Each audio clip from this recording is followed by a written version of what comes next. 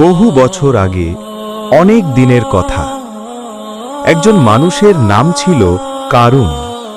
আল্লাহ তাকে প্রচুর সম্পদ দান করেছিলেন, এমনকি তার ধনভাণ্ডারের চাবিগুলো বহন করতে শক্তিশালী লোকেদেরও কষ্ট হতো। কিন্তু এই বিপুল সম্পদ পেয়ে কারুনের মনে অহংকার জন্ম নেয়।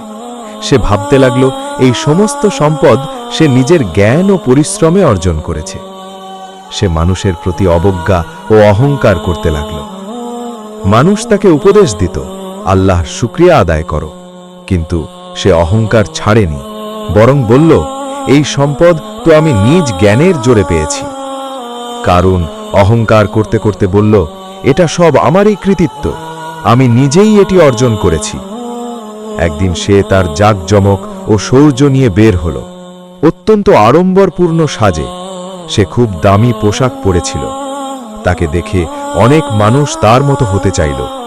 আর কিছু মানুষ বলল, হায়, যদি আমাদেরও কারুনের মতো সম্পদ থাকত। তখন হঠাৎ করে একটি ভয়ঙ্কর ঘটনা ঘটল।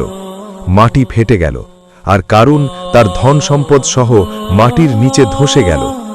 তার সব কিছু ধ্বংস হয়ে গেল। তার প্রাসাদ ও ধনভাণ্ডার সব মাটির নিচে চাপা পড়ে গেল।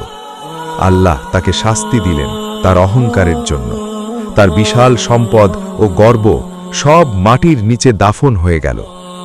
এই ঘটনা আমাদের শিক্ষা দেয়, সম্পদ কখনো স্থায়ী নয়। ধনসম্পদ কাউকে চিরকাল রক্ষা করতে পারে না, কিন্তু অহংকার মানুষকে ধ্বংসের দিকে নিয়ে যায়। যে ব্যক্তি আল্লাহর শুকরিয়া আদায় করে, সে নিরাপদ থাকে।